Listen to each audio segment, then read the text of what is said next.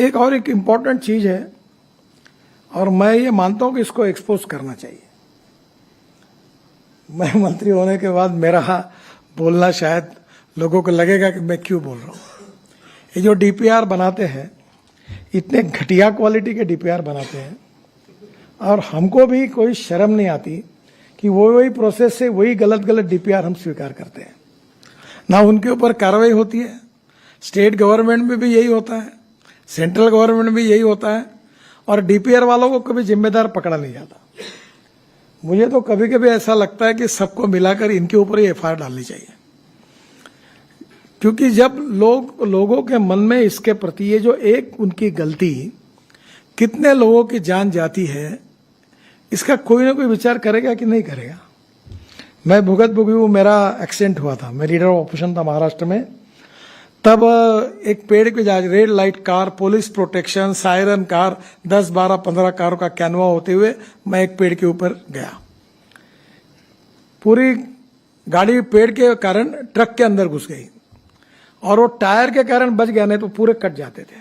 मेरी पत्नी थी, बच्चे थे, सब एक्सीडेंट हुआ पड़ा। कारण क्या? तो पेड़ रास्ते में आता है, उसको तोड़ने के लिए कलेक्टर को परमिशन मांगकर 3 साल हुए पर परमिशन नहीं मिली। फिर ड्राइवर को कैटरेक्ट निकला। फिर मैंने जब जांच की मेरे पीडब्ल्यू डिपार्टमेंट में, तो 40% ड्राइवर कैटरेक्ट वाले निकले। फिर एक मुख्यमंत्री का गाड़ी का ड्राइवर अनेक सालों से गाड़ी चला रहा था, वो अंधा निकला। फिर एक केंद्रीय मंत्री का ड्राइवर, उसकी एक आंख गई थी। यानी हमारे देश में मेरे समझ में नहीं आता कि इतने सीरियस इश्यू पर कितनी उदासीनता है, और ये मेरे बोलना लोगों के सामने मुझे अच्छा नहीं लगता। और इसलिए स्वाभाविक रूप से फिर कैंप शुरू हुए कैटरेक्ट चेक करने के। टोल नाके पर कैटरेक्ट चेक किया, चश्मे देने की बात हुई। अब हमने ड्राइवर के लिए एसी कैबिन लाई। मुझे लगता है कि ये इशू शायद हमारी ये कमी होगी कि इसका जो महत्व है लोगों की जान बचाने का, शायद लोगों को समझाने में हम कम पड़े होंगे। और इसलिए ये अवेयरनेस और तैयार करना होगा। कानून के प्रति डर भी नहीं और सम्मान भी नहीं। और एक बात ये रिपोर्ट के कारण सिद्ध हुई है, तो मैं पीयूष को धन्यवाद दूंगा, कि जो प्रॉब्लम्स है, जो समस्या है, जो ब्लैक स्पॉट्स है, उसको सुधारने के बाद, उसमें कुछ सुधार करने के बाद एक्सीडेंट में और डेथ में कमी आई है। तो इसका मतलब रोड इंजीनियरिंग और ऑटोमोबाइल इंजीनियरिंग में सुधार करने से कमी आ सकती है। अब ऑटोमोबाइल इंजीनियरिंग में तो बहुत सुधार हो गया। सब लोगों ने 6 एयरबैग लगाना भी शुरू कर दिया है। अभी स्टार रेटिंग भी हुआ है। तो नेचुरली ऑटोमोबाइल इंजीनियरिंग में जो रोड सेफ्टी के लिए और हमारे लोगों की जान सुरक्षा के लिए वो हो गया है, और अगर कोई सुझाव आएगा तो करेंगे। ट्रक और बसेस में भी बस का कोड था।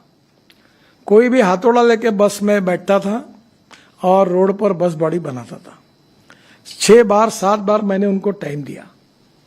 अभी हमारे यहाँ समृद्धि महामार्ग पर एक बस आई, जल गई, 50 लोग मर गए। उस दिन मैं इतना गुस्सा हो गया, मैंने बोला सेक्रेटरी जी को कि ये खत्म करो इसको। अब प्रॉब्लम यह है कि बसेस में जब अभी ये जो बड़े कंपनी ने बसेस बनाए, अभी मैंने एक स्लीपर कोच बस बेंगलोर में लॉन्च किया था। ये जो ग्लास दिखती है आपको बड़ी, इस प्रकार से वो पूरी ऐसी जो विंडो थी उसमें बड़ी ग्लास है और उसके बाजू में प्लास्टिक की हथौड़ा है। अगर बस गिर गई तो हथौड़े से वो तोड़कर वो बाहर आ सकते हैं। ये भी सुविधा ये अभी बस में नहीं थी। घटिया क्वालिटी कितनी बनाना, सस्ता बनाने के लिए, तो उसके कितने लोग मर रहे हैं। और इसलिए अभी हमने बस में भी और कार में पीछे से बेल्ट लगाने के बारे में नियम बनाया। आज सामने वाले बेल्ट के बारे में भी नियम बना, काफी लोगों की जान उसके अंदर बच जाती है। और इसलिए मेरा जो सुझाव है कि अब विशेष रूप से जो स्कूल के टीचर है, हेडमास्टर है, इन्होंने आगे आना चाहिए। उनके स्कूल में रोड सेफ्टी की प्रतिज्ञा लेनी चाहिए। बच्चों को पढ़ाना चाहिए, चाहे इसके कितने डेंजरस है, कैसे लाइफ जा रहे हैं, कितने नुकसान हो रहे हैं, इसके बारे में एक लोगों का एजुकेशन, प्रबोधन, प्रशिक्षण, और उसके साथ फिर उसका ट्रेनिंग। तो ये जो जनरेशन तैयार होगी इसका बहुत फायदा होगा। मैं वर्ल्ड बैंक में बंडोपाध्याय जी भी है और पीयूष भी है, तो आप एक करिए कि ऐसे कोई टैलेंटेड लोग जो कार्टून फिल्म बनाते हैं, उस प्रकार के छोटे छोटे बच्चों को कंसंट्रेट करके ऐसी छोटी छोटी फिल्म, छोटे छोटे किताबें तैयार कर सकते क्या, इसके गेम्स बना सकते क्या। मुझे याद है हुंडई कंपनी ने, मैं और शाहरुख खान जी थे, उन्होंने एक ऐसा एक बुक निकाला था। तो ये कंपनियां स्पॉन्सर करेगी और ये इसके बारे में स्कूल में विशेष रूप से 10वीं के पहले तक, प्राथमिक और माध्यमिक, इन स्टूडेंट्स के लिए उनके आईक्यू के हिसाब से इफेक्टिव ट्रेनिंग और कोर्सेस, इसके बारे में हम लोग आगे आए। दूसरी बात इंपॉर्टेंट ये है कि हमारा ये प्रोजेक्ट, ये जो सब्जेक्ट है, ये स्टेट लिस्ट में है। इसमें राज्य सरकार का भी सहयोग चाहिए और भारत सरकार का भी सहयोग चाहिए। तो स्वाभाविक रूप से जो हमारा पुलिस डिपार्टमेंट है, जो ट्रांसपोर्ट डिपार्टमेंट है, ये इसके लिए सुमोटो कुछ इनिशिएटिव ले। अभी ड्राइविंग लाइसेंस के बारे में हमने काफी चिंता की, ई गवर्नेंस लाया, 16-17 सुझाव उसमें लाए, काफी बदलाव किया कि करप्शन को भी कम करें और विशेष रूप से रोड सेफ्टी के लिए भी सर्वोच्च प्राथमिकता दें। इसका इम्प्लीमेंटेशन स्टेट लेवल पर भी अगर अच्छी तरीके से होता है तो उसका भी फायदा होगा।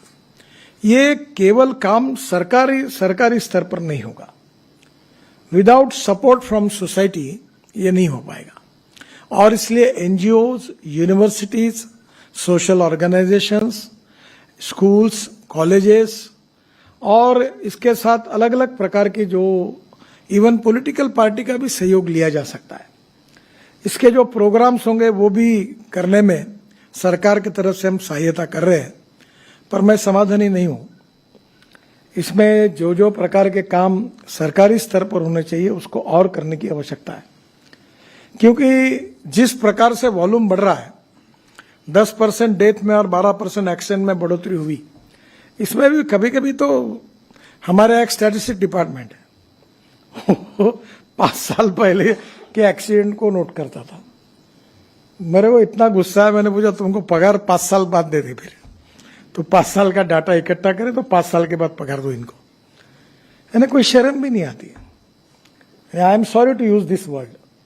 और इसलिए पहले मैंने कहा कि कुछ भी करोगे, एक्सीडेंट होने के बाद वहां का पीडी है, आरओ है, वो रजिस्टर करे और तुरंत 15 दिन में हमको पता हो जाए, और इमीडिएट कुछ ऐसे मेजर्स है जो वो कर सकते हैं कि भाई एक्सीडेंट हुआ तो तुरंत वो रोड की दुरुस्ती करें।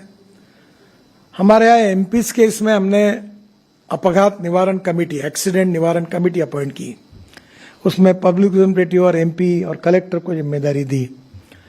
पर इसमें जो जो अवेयरनेस और इसके लिए जो काम होना चाहिए उसकी गति बढ़ानी होगी, और ये बहुत गंभीर समस्या है। इसमें 2 प्रकार की बातें मुझे लगती है। पहली बात कि रोड सेफ्टी में एक्सीडेंट्स क्यों हुआ है और डेथ क्यों हुई है, और दोनों का संबंध रोड डिजाइनिंग से क्या है, ऑटोमोबाइल इंजीनियरिंग से क्या है। कम से कम ये तो हमारे रीच में है कि इसको हम पूरा कर सकते हैं। कुछ ऐसे एक्सीडेंट्स हो सकते हैं कि जो हम सब कुछ करने के बाद भी होंगे, उसका कोई इलाज नहीं है, पर जिसके कारण है वो कारणों को ढूंढकर उस समस्याओं को किसी भी स्तर पर, प्राथमिक स्तर पर उसको पूरा करना, और इसके लिए पब्लिक अवेयरनेस तैयार करना। हमारे यहाँ नागपुर में एक अच्छा प्रोजेक्ट चला, मुझे नहीं लगता था उसको सक्सेस मिलेगा, कि उन्होंने क्या किया, जो रूल्स ऑफ द रोड का पालन करते उनको बोनस पॉइंट मिलने लगे, और वो बोनस पॉइंट के आधार पर कोई पिज्जा हट में उसको कंसेशन मिलने लगा, कोई रेस्टोरेंट में मिलने लगा, कोई मॉल में मिलना पड़ा, तो उसके कारण लाखों लोग अब उसका एडवांटेज लेने लगे। तो एक प्रिंसिपल और फिलॉसफी ऐसी है कि अच्छे काम करने वालों को अवार्ड और बुरे काम करने वालों को सजा। तो नेचुरली ये अवार्ड मिलने लगे, उसके कारण भी कानून के प्रति उसका पालन करना चाहिए, इसका एक अच्छा रिस्पांस मिला। तो मुझे लगता है कि कुछ शहरों में भी एक्सीडेंट की संख्या ज्यादा है, कुछ जगह डेड एंड्स हैं, कुछ जगह रोड के बीच में लोग क्रॉस करते हैं, वहां एक सोलर लाइट का छोटा छोटा लाइट भी लगा दिया तो भी लोग अवेयर हो सकते, वो भी नहीं है। और इसका कारण जो है वो आम अधिकारियों में और जनता में भी जितनी संवेदनशीलता चाहिए उसकी और ज्यादा निर्माण करने की आवश्यकता है। और मुझे लगता है कि एक तरफ टेक्निकल रिपोर्ट पर भी काम करना, दूसरी तरफ लोगों को इसका महत्व पटाकर उनको ये कन्विंस करना कि इसमें आप भी कंट्रीब्यूट करें, जो सुनते नहीं उनके लिए कानून को इन्फोर्समेंट करके फाइन करना। और एक प्रकार से इस पूरे एक प्रकार की ऐसी बीमारी है और जो हमारे सोसाइटी में कितने बड़े प्रमाण पर लोगों की एक प्रकार से प्राण जा रहे हैं, तो ये बहुत ही सीरियस सब्जेक्ट है। पर मुझे इस बात का समाधान है, खुशी है कि वर्ल्ड